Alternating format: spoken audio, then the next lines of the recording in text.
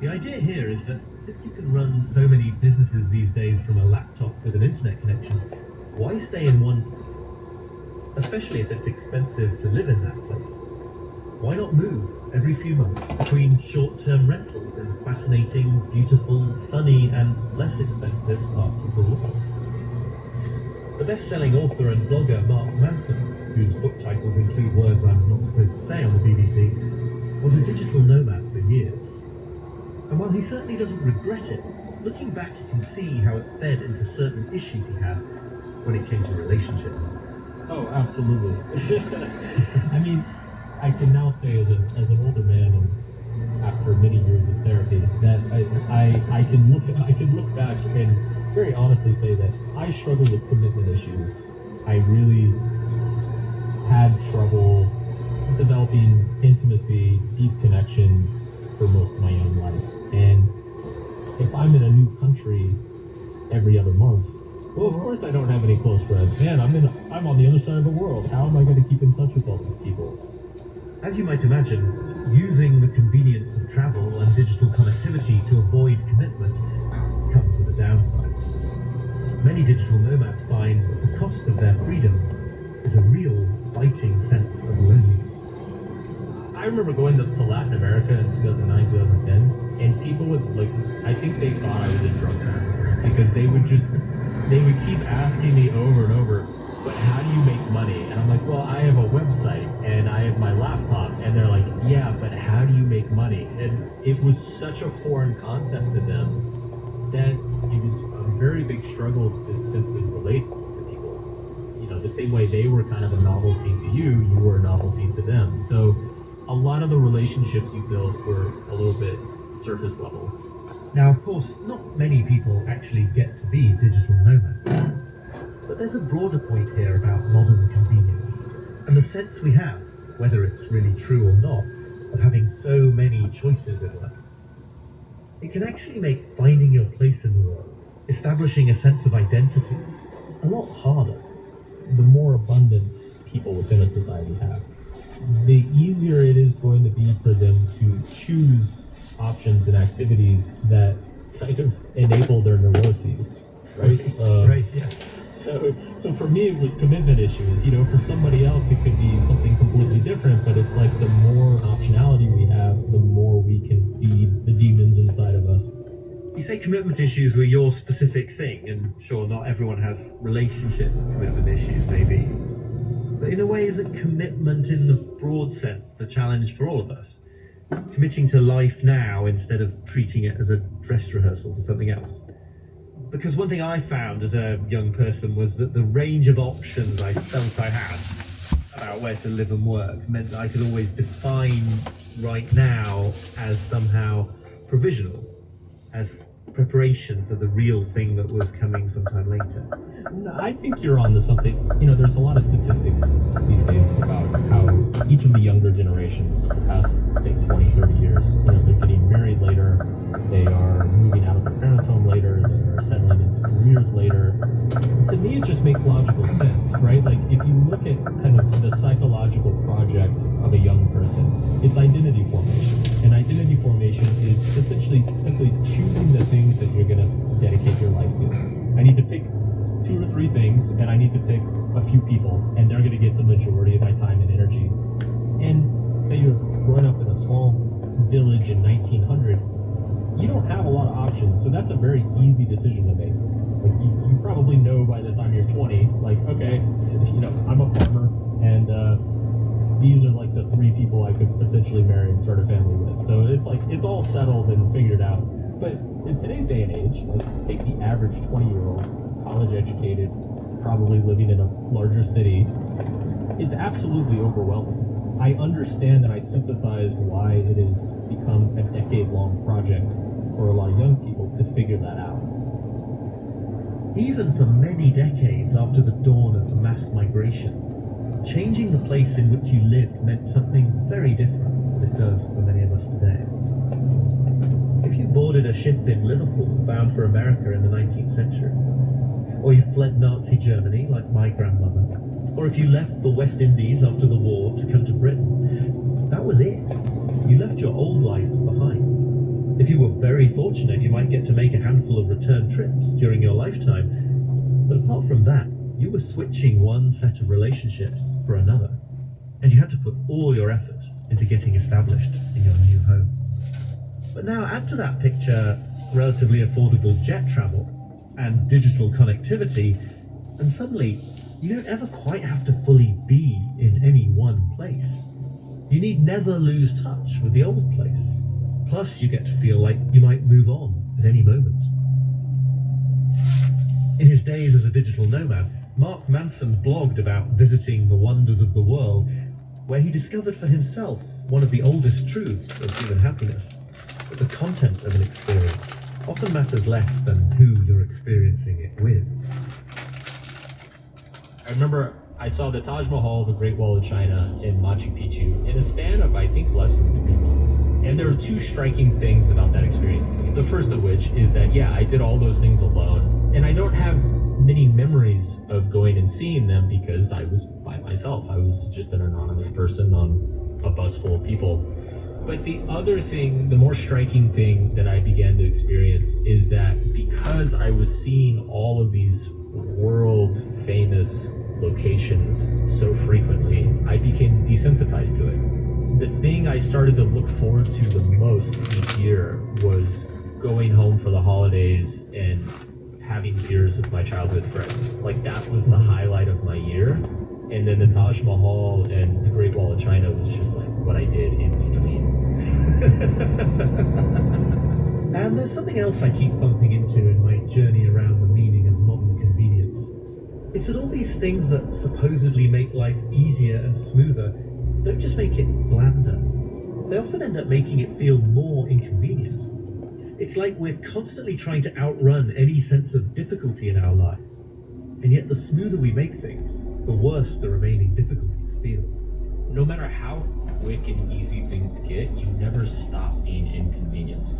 It's just your standard of inconvenience shifts along with technology and the reality. So it used to be, oh, I've got to call the pizza restaurant a second time because the delivery guy has the wrong address or whatever, and that would annoy you. Now it's inconvenient. It's like, I got to open this app and like give a 2-star rating and complain or whatever. So it's just that the goalposts keep moving, and I think maybe there's a little bit of a societal level delusion that we can outrun our natural instinct of inconvenience. Well, you see, my theory here is that the reason is we want to be God, right? I mean, that's my sort of way of thinking about it. We want everything to be instantaneously possible. We get sort of closer through convenience and through technology. But firstly, we never get there. And secondly, like, the remaining gap left to cross is more and more frustrating, right? I'm not the only person to have pointed out that it's much more frustrating to wait a couple of minutes for the microwave somehow. People get more impatient with microwaves than they do with the regular oven, because almost on some level, because it feels like it ought to be zero. It's not just that we never quite outrun our urge for convenience, but that it's going to get more and more maddening. Yeah, it's kind of like when you really need to go to the bathroom and you're, say, driving home and you're 10 minutes away, you're fine. It's when you like pull into your driveway that you're like, oh my God, I'm going to crap my pants. There's something about knowing it's so close that aggravates you so much more. Perhaps we could do with thinking differently about this whole question of difficulty in life. Instead of seeking to iron out all the bumps, we could reframe things.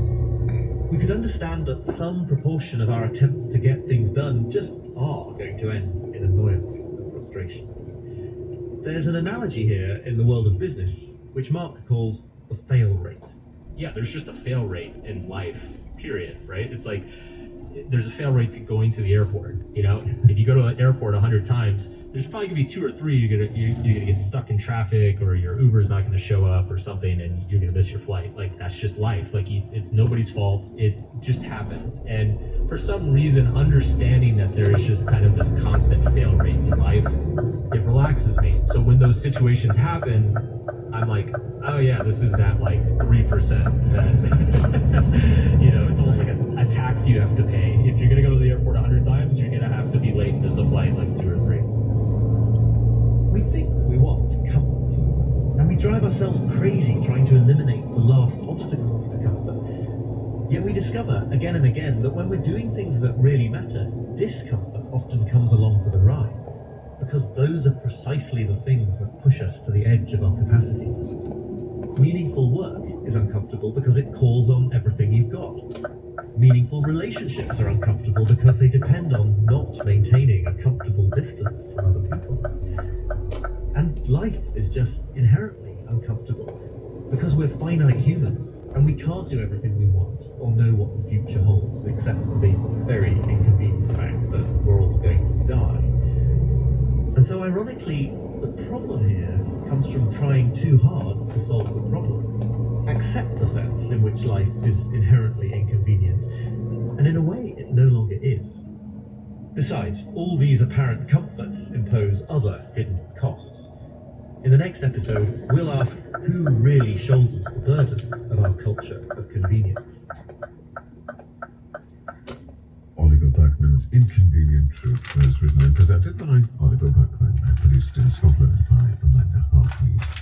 Now, quite apart from its emotional impact on a personal level, the digital nomad culture has also had a huge impact on things like office culture, taxation, even concepts like borders and nation states.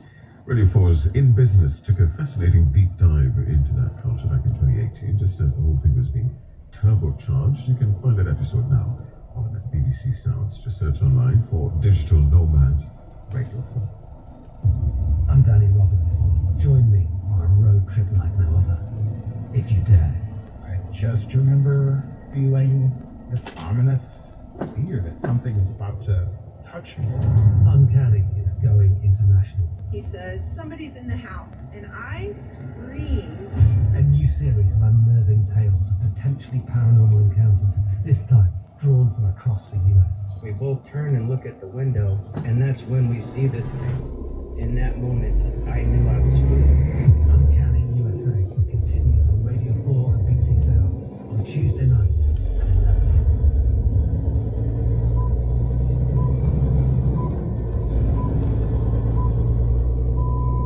BBC News at 10 o'clock. The Shadow Education Secretary, Bridget Phillipson, has denied that Labour's plans to levy VAT on private school fees will lead to bigger class sizes in state schools as parents move their children to the private sector. Yesterday, the Shadow Attorney General, Emily Thornberry, suggested it would be fine if classes became larger in the short term. This morning, Ms Phillipson said that's a misunderstanding. The Liberal Democrats will launch their manifesto today with the bus service. It says it will employ more GPs and end temporary deserts in England by spending £9 billion for social care by 2028. The plan will pay football tax on big banks, water firms and fossil fuel companies. The Conservatives say they'll include an extra 8,000 neighbourhood police officers over the next 3 years if re-elected. They'd be paid for by increasing charges on immigrants and foreign students. The President of the European Commission, Ursula von der Leyen, says her centre-right alliance will act as a bastion against the extremes within the European Parliament, after a surge in support for nationalist parties. Right-wing parties say the vote shows there needs to be change in Brussels. The scientists at Oxford University have successfully used a progressive dye to help spot prostate cancer cells during surgery. Using imaging equipment, they're able to find and remove cancerous tissue. Lead researcher in the study, Professor Freddie Handy, told Today it helps surgeons remove cancer cells more precisely. When we do surgery and we shine a special camera in a patient who's received an injection of this dye with the marker, molecular marker, we can see the cancer cells light up during surgery with white light. So we remove just enough, but not too much. The Olympic torch has become the South American stage of its relay ahead of the Paris Games at the end of July. The flame was carried in a traditional canoe with French Guiana. BBC News. This is BBC Radio 4. The Big Bang is a concept that is familiar with, or at least we think we do.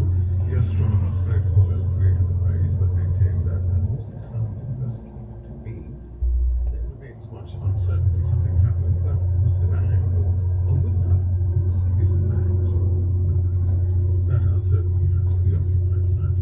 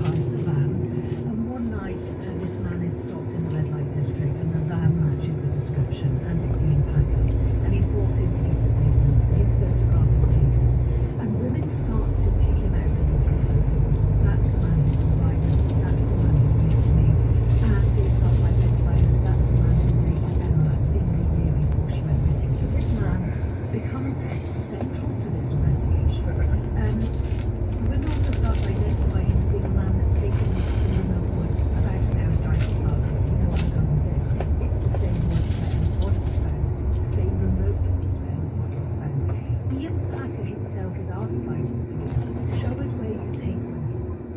And he gets in the police car and he directs them on the end of the house from Glasgow to down in these same remote woods. But the inquiry continued to focus on these four men who were arrested and charged until the case collapsed. And the case went cold, as I say, until 2015 when Sunday Mail newspaper named Ian Packer as a potential suspect.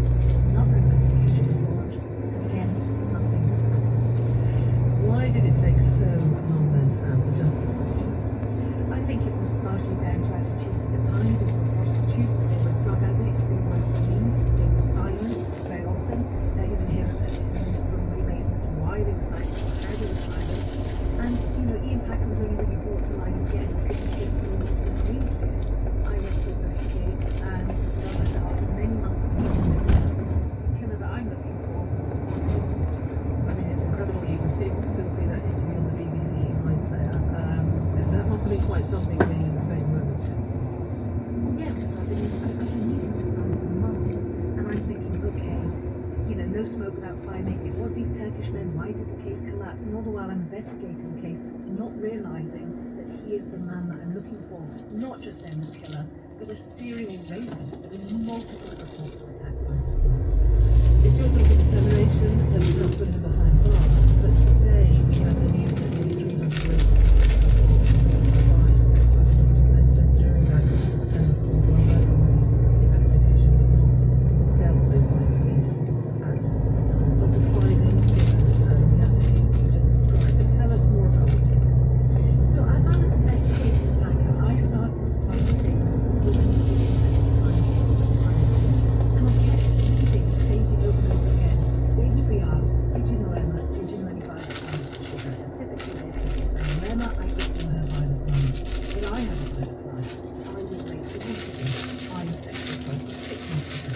They'd give details of properties, details of cars, which was happening.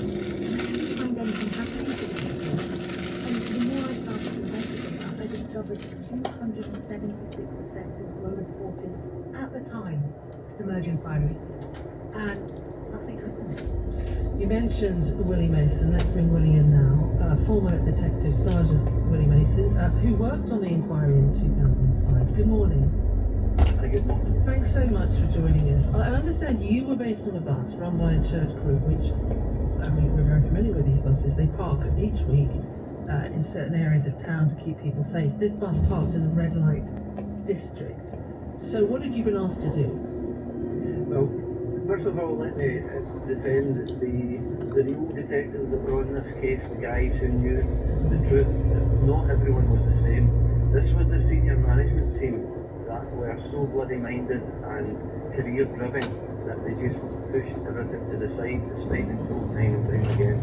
And it cost a lot of us our careers, and it cost a lot of us, to end our time in the police very unhappy and unsettled. Yes, because you no longer work for the police. I mean, I guess what you went through this particular case maybe led to that, but tell us what happened. What were you told when you were on this bus, and by whom? Well, I went on to the Salt and Light bus, which was a church in Glasgow who looked after the sex workers in Glasgow at that time, provided them with a safe haven for cups of tea, soup on a winter's night, and ear to be listened to. And sometimes the church workers would take them upstairs and say a wee prayer for them. We're basically trying to look after the girls. I went onto the bus many nights, it was a Tuesday or a Thursday night every week for weeks and weeks. And I put in countless numbers of intelligence forms and reports from prostitutes that they had been assaulted. I even put in a handbag with about 200 registration numbers of a car on it. And I ended up buying the girl a new handbag to replace it. She used to take notes of the car registration numbers when she saw one of her fellow sex workers getting them. Time and time again we asked at briefings what's happening to all these reports, and we were told they'll be dealt with by another inquiry team another time. But we really all knew that would never happen. And why do you think it never happened? Because the persons who were in charge of the investigation were determined to show the new Chief Constable Stephen House that they were the new kids on the block and that they were going to be career driven and they would drive the CID to where it should be. But they were incapable of doing that, and they just lied their way through this whole inquiry, spent almost £5 million, and basically they just hid everything away from the Chief Constable and the powers to be, and ploughed on for their careers. We're going to hear from Police Scotland in just a second, because Sam has been speaking to somebody there, but you're essentially saying that all the evidence you passed over just got boxed, just got shut. That's absolutely what happened. We call it boxing. It's a piece of long box out the cover. It's forgotten about because there was just so much of it that they weren't able to deal with it. They had already ploughed all their money and resources into these 4 Turkish men, and the ground staff on this inquiry, myself and the other people who have spoken to Sam Follen, knew that Ian Packer was the main suspect. We knew Ian Packer killed Emma Caldwell all those years ago, and we were bullied into keeping quiet. Sam, the reaction to this then, what you've uncovered today with the help of Willie? Yeah, well, you imagine being one of these women and hearing now that the report that you made was just disregarded. It wasn't an accident, it wasn't a slip-up. As Willie says, you know, these reports were simply ignored. So the women are angry, understandably. They say it goes towards the way they were treated at the time by the police. They were disregarded because they were prostitutes, because they were drug addicts, and they would often find themselves to be the focus of police attention rather than what they were reporting. One woman told me that when she tried to report an attack to police, they arrested her for prostitution instead. Twice I mean, things, taken up there by uniformed officers in a car, and then ended up myself in a section 46 place. I was in the streets working and they would do nothing else with the rest of the information. I would just be in the scene. What's even more shocking about this particular victim's story is that the man she was trying to report as someone who had attacked her, actually it was 2 attacks she was reporting. It was ironically Ian Packer that she was trying to report. Not only was it not taken seriously, she was the one arrested. Let's just bring Willie back in for a second. You've kind of alluded to this, Willie. Is this indicative of the culture of the police at the time? Not all, but some? Well, not all, but some, yeah. I mean, a lot of the time, what Sam has told you and what that victim has told you is correct. It was the easy way out for the police.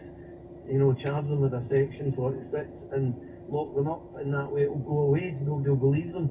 And I'm afraid that was a lot of the culture, and it was indicative at the time right through the police force, but especially at senior officer level. You know, I mean, it was this particular inquiry. Not all senior officers, you know, were wrong. This particular inquiry is where. Sam, you mentioned you've been speaking to Police Scotland. What have they had to say about this? I should say that the investigating force at the time of Turner's murder was struck by police that no longer exists. We have a single national force, Police Scotland. They've already apologised publicly for the police having let Emma and her family down, as well as the victims of Packer, because of the way the original murder inquiry was run. And I should say something that Willie said, which is not all officers, you know, did a bad job. I've spoken to numerous officers who did the most incredible work, and they were named by the judge in the sentencing of Packer for the professional way that they operated. But the Deputy Chief Constable for Police Scotland, Beck Smith, has said now that a separate operation was launched into the offences that I'm talking about, which were ignored.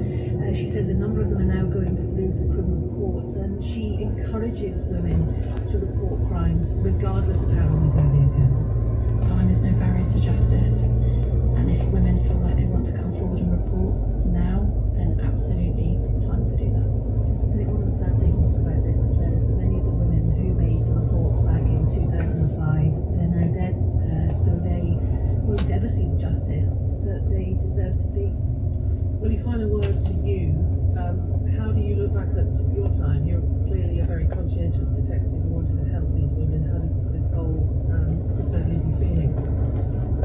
Well, it ruined my final years in the police. I mean, I did my full time. I did my 13 years in retired, but I voluntarily left the CID because of bullying from the senior officers. You know, basically letting you know that I was put off the inquiry because I kept asking for the Ian Packer inquiry, and I was kept told there was no Ian Packer inquiry, that Tubbs had done it, and I just kept saying, well, that's not the truth, we know who's done it, and we were just bullied out. Thank you so much for joining us, former Detective Sergeant Willie Mason. You also heard thanks to Sam Poe. And you can hear her podcast, Who Killed Emma, on BBC Sounds. It's still up there, so do give it a listen. And as we just heard there from Sam, Police Scotland has encouraged women to report crimes, regardless of how long ago they occurred, and those investigations are ongoing now. Now, after 23 years as the chief executive of the largest breast cancer charity, Breast Cancer Now, Delith Morgan is stepping down. She joined the charity Breakthrough Breast Cancer in 1995 and led fundraising efforts which resulted in the opening of the UK's first dedicated breast cancer research facility in 1999. In 2005, she joined the House of Lords and was a Labour government minister for 4 years before returning to the charity sector, where she led the mergers that brought together the then 3 leading breast cancer charities to form Breast Cancer Now. She sits in the Lords as a crossbencher. Delighted to say Baroness Morgan joins me live in the Woman's Hour studio. Good morning. Good morning. Great to have you here. Let's start with why now? Why have you chosen to stand down now? Well, in truth, it is a huge responsibility to lead Breast Cancer Now. I feel the responsibility for supporting all the amazing research that we fund, all the campaigning and the support services, and just, after a while, it just becomes a lot to deal with, and I think somebody new with lots of energy coming in, it's the right time for the charity, and also for me. A lot of this is personal too, because my sister has secondary breast cancer and she's been living with that for 14 years, and you kind of think, that's a very emotional kind of roller coaster, and it's time for someone to really come in and take the charity to the next stage. How did that impact your work in this sector with your sister, who has secondary breast cancer and still alive, which is she's bucked every single trend, hasn't she? She has, and I think she would describe herself as being a miracle of modern science. Obviously that's it's great that she has, but it is a roller coaster. And I think, to be honest, when you're leading an organisation that is so purposeful, it's all about trying to stop women dying of breast cancer, trying to make sure that there are the best possible services available to everyone who's affected. When you've got, it's a double-edged sword, because when you've got that personal connection, it really drives you on and helps you to understand what people are going through. But at the same time, it means that it can be, makes it quite tough sometimes. But it keeps, it sounds really corny, but it keeps it real. Absolutely. So it's meant a lot. So it was a personal mission as much as a professional one. Yes, and I think, we're all put on this earth, we want to make a difference, and I studied science at university, and I thought, I'm going to go off and be a research scientist and everything. But actually, when the opportunity to serve in the charity sector came, I found that suited me really well, and so it's been an enormous privilege to have that opportunity to make a difference to so many people's lives. Well, you really have done that. Let's look back. I mean, the attitude towards breast cancer when you first came into the charity sector, it's really, really changed, hasn't it? Let's talk about your first job at Breakthrough Breast Cancer, 1995. You say no one talked about breast or cancer in public, and it was around the time, and if people don't know where the pink ribbons came from, they came from an unusual source, didn't they? Well, yes, so what happened was, it was actually Estee Lauder makeup counters. They put out a little basket of free pink ribbons on their makeup counters, and that's where it came from, and it really was a kind of reinterpretation of the red ribbon from the AIDS movement. And so then we, as the charity in the UK, we really picked it up, and we made pink sparkly ribbons, and we did all sorts of interpretations just to raise funds and to raise awareness, because at the time it really was a taboo. And I think there was a Women's Own at the time described breast cancer as the hidden epidemic. So there was a mountain to climb to get over that taboo and to talk about breast cancer, because even then we knew that if you could get breast cancer diagnosed as early as possible, then the treatment is so much more successful. So there was a real need to get awareness is still operating at less than 70% take up, which is a real worry, because by being diagnosed at stage 1, that's where you get the really great survival rates, and that's really important now, as it is then. Why do you think that is? Well, I think there are lots of reasons to think why the screening programme is. It did struggle during the pandemic, and we saw over 1 million screenings missed during the pandemic. But I think there's been a real kind of lack of drive and kind of advertising and marketing to get the screening take up again, and particularly for women from Black communities, from South Asian communities, where there are concerns about what screening actually means. We should be targeting campaigns for these communities in the screening programme. NHS England and the devolved health authorities could do so much more, and it would make such a lot of difference. Why do you think they're not? I just think people just take it for granted, really, that the screening programme is there. If you don't keep putting the effort in and keep educating the public about screening, then everyone's really busy. We've got lives to live, children, grandchildren to look after. So you have to keep getting that message through. Is that the sense? Do you feel like you've been that's a part of the kind of victim of your own success, because people look at breast cancer and awareness and pink ribbons and they think, well, that one's sorted. Yeah, it's never sorted, is it?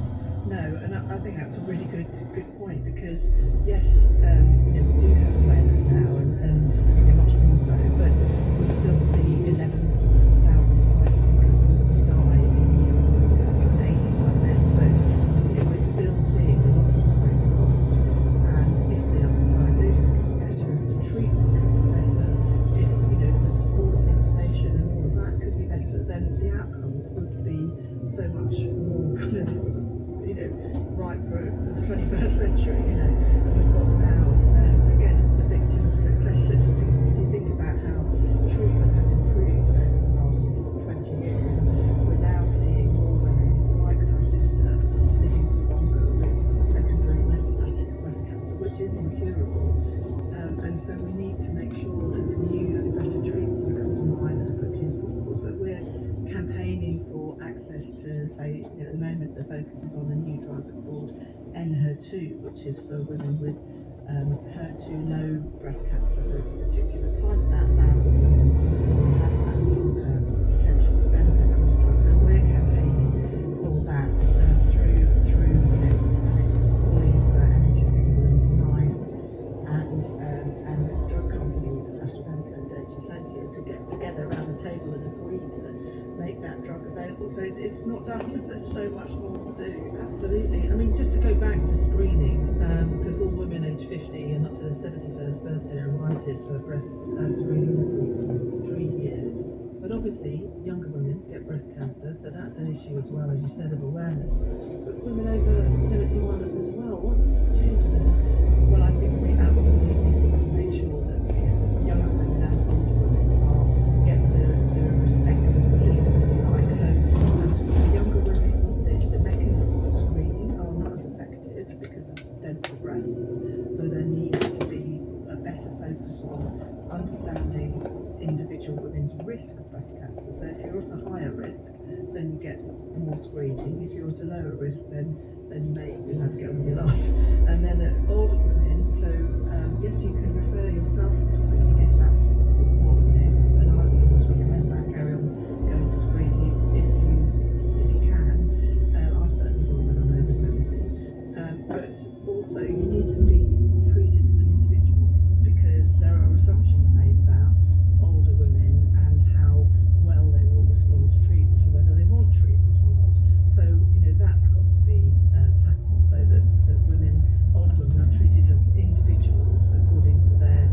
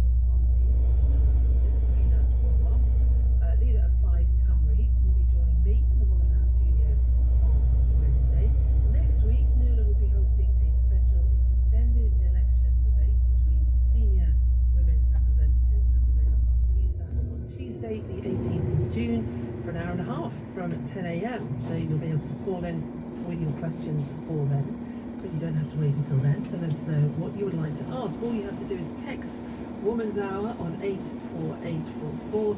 Text will be charged at your standard message rate. You can check with your network provider for exact costs as well.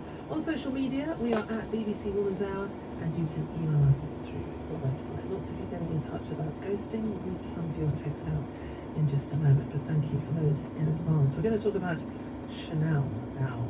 Virginie Viard, the creative director who took over at Chanel from Karl Lagerfeld after his death in 2019, has announced her resignation from the fashion house. Only 3 people have held the position in the fashion brand's 140-year history: Viard, Lagerfeld, and of course Coco Chanel herself. So who is in the frame for this prestigious role, and what will the impact of change of creative vision at Chanel be on the fashion industry at large? Delighted to say I'm joined by Justine Picardy, writer, biographer and author of Coco Chanel, The Legend and the Life, and Victoria Moss, fashion director at the Evening Standard. Welcome both of you. Great to have you on the programme. Justine, let us start with you. Tell us a little bit about Virginie Viard. Well, Virginie actually has been at Chanel for over 30 years. So she started working there in embroidery in 1987, and Karl Lagerfeld, who I knew reasonably well, described Virginie as both his right hand and his left hand. So I suppose she represented continuity for the brand. And I always say that Karl Lagerfeld was fluent in the language of Chanel, really understood the language of this remarkable woman, Coco Chanel, the founder who set up the company in 1910, at a time when women in France didn't even have the right to vote, and whose vision was such that women should be afforded the same sartorial dignity that had hitherto been denied to women and was really only available to men. And so the continuity, the understanding of legacy that Virginie had was very important in that transition, I would say, after Karl's death. Victoria, let's bring you in. She was, as we just heard from Justine, the continuity candidate, shall we say. But Karl Lagerfeld really blew up the brand and took it in all kinds of directions. And she was much more kind of quiet and behind the scenes. So will they be looking for the next Karl Lagerfeld? I would think yes. I mean, I think what you can say about Chanel is they've obviously been very conservative with their design, and they had Karl for such a long tenure, and then they kept on his right hand, as Justine said. So I think it's interesting to see what they'll do next. It is sort of touted as the biggest role in fashion. Chanel is one of the most recognisable brands, I think, if not the most recognisable brand in the world. So it's something that everyone is familiar with Chanel, with the tweed jacket, with the handbags, with the ballet pumps and the perfume. So it does sort of resonate with lots of people, and it's whether, Karl was really great at creating these sort of really viral, hot moments. He was a real sort of marketing talent. And Virginie's collections didn't quite have the same cut through as he did. And he was obviously a really omnipresent character who was, always quoted kind of saying something slightly controversial or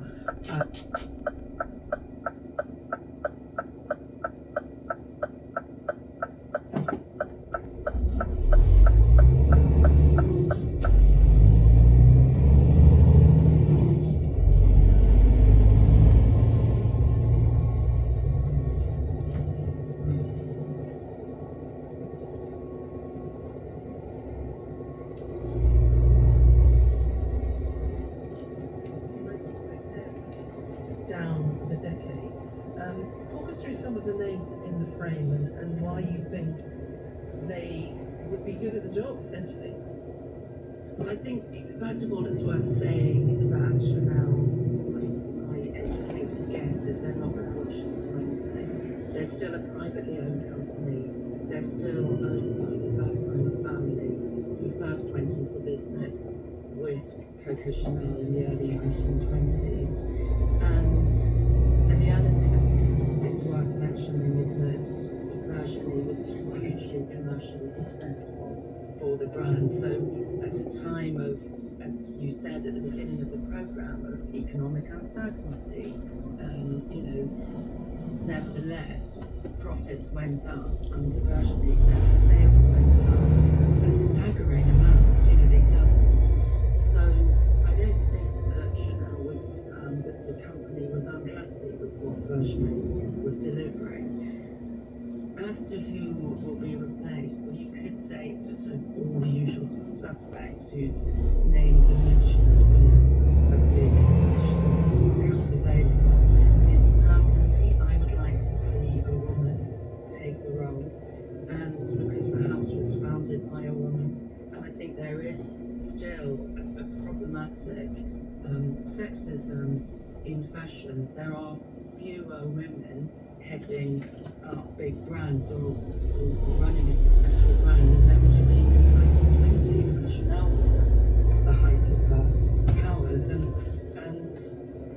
Chanel herself passionately believed in what we now know as the female gaze, that it is different what a woman thinks another woman might enjoy wearing might well be different to what a man thinks. So when we think of the senior women who are working at a high level in fashion today, they are people like Sarah Burton, who's recently departed from Alexander McQueen to be replaced by a man. I mean, I think she's a strong contender. Marie Curie, who's been hugely successful at Dior and who's absolutely steadfast in her commitment to solidarity with other women, to championing feminism. I think that these are interesting names. Chloe Keller, who's an English woman like Sarah, very successful at Chloe, and then at Givenchy. She, like Sarah, doesn't have a position at the moment. I mean, I have no idea whether anybody would take any notice of what somebody like I think, but we are. That's a brilliant list. Victoria, I mean, it is staggering, isn't it? What Justine just said that there's fewer women heading up fashion houses now, big name fashion houses, than there were in the 1920s. Do you think it's important that it's a woman? Yes, absolutely. I mean, I think that it is obviously slightly different. I think that women are in these high profile roles and these outfits. And I think that's partly because they become these kind of huge business juggernauts. And those jobs are insanely vast in what you're expected to do and the reach and the pressure that people are under. That's obviously not safe. Doamne ajută, Ioane. Eram curios câte voturi ai adunat, încă n-ai dat niciun semn de viață.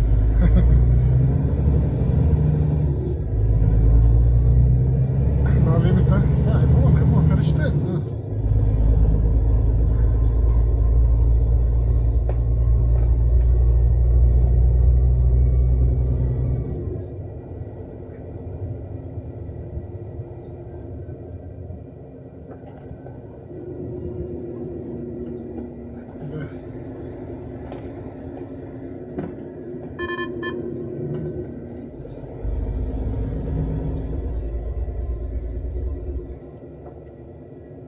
Da, dar consilier te lasă să lucrezi în exterior, nu? Deci nu ai nevoie neapărat să fii acolo tot timpul.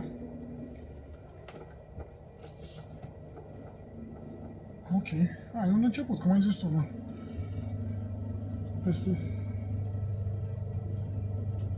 Consiliere și asta, știi pe vecinul Vasile, cu tractoarele și cu... Și el e consilier, parcă. Și el e consilier, nu? O să te întâlnești cu el acolo. O să te întâlnești cu el la masă, cred că. Și tu acum, tu te meni...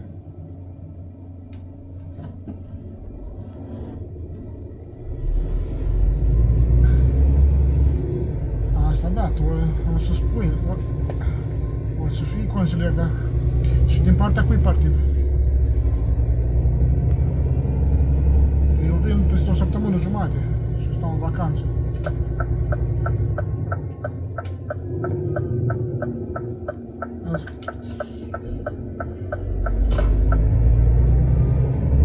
La Bristol, dar când vii tu? Păi da, joi înălțarea. Aș vrea să merg la biserică. Joi înălțarea. Păi nu pot. Eu am miercuri și vineri liber. Dacă vii miercuri, aș putea merge cu tine, dar dacă nu, nu. Când crezi, da. Da. Ai și banii poți să-mi trimiți sau când vii încoace și lucrezi sau cum faci? Da, că poți tu, na.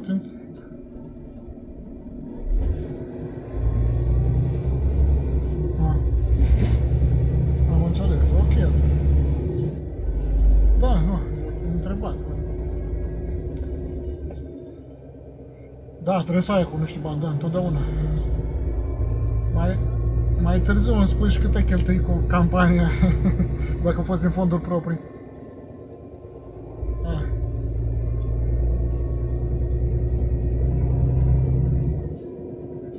Sub formă de... Sub formă de...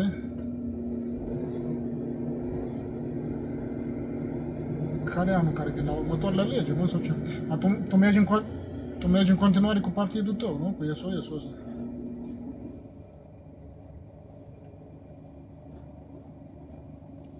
Da, am înțeles. Hai să vezi cum e politica.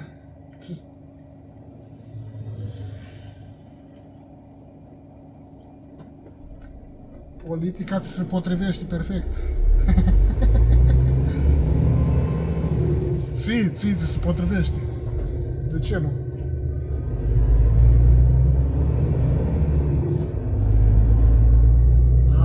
Bine, exact asta e.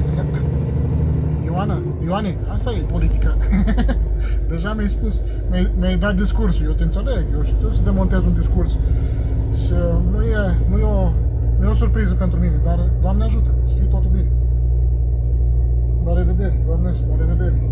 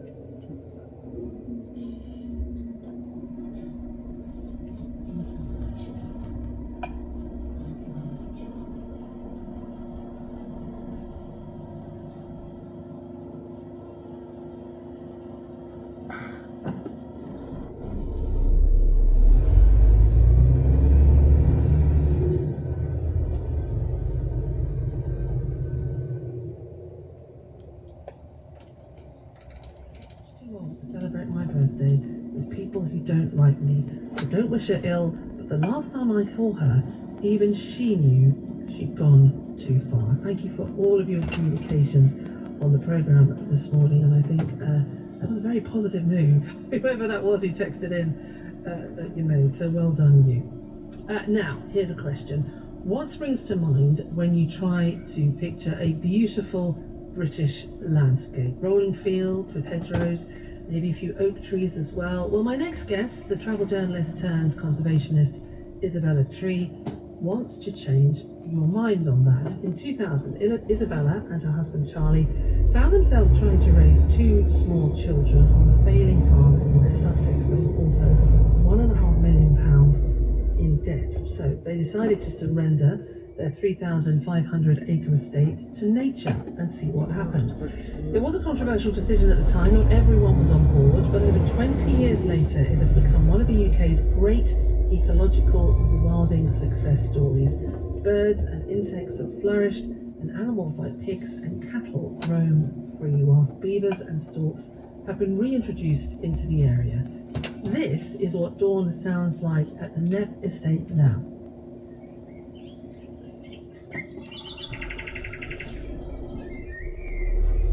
Beautiful dawn chorus including a nightingale singing recorded by Hazel Reeves. Now Isabella's best-selling book Wilding about their estate has been turned into a documentary film of the same name and is released in cinemas on the 14th of June. I'm delighted to say Isabella joins me now. Good morning. Good morning. What a wonderful sound to wake up to. Isn't it incredible? And I mean, we're so lucky, but we walk out, at dawn this time of year, and you're just absolutely bowled over by the sound. And you walking out at dawn has massively changed over the last 20 years. Before you decided to do this, when you got up, when it was still a working farm, and you were there with your husband and 2 young children, what was the start of every day like? I mean, if you had walked out at dawn, which you really probably wouldn't have, unless you really had to, you'd have heard the odd jackdaw, I guess.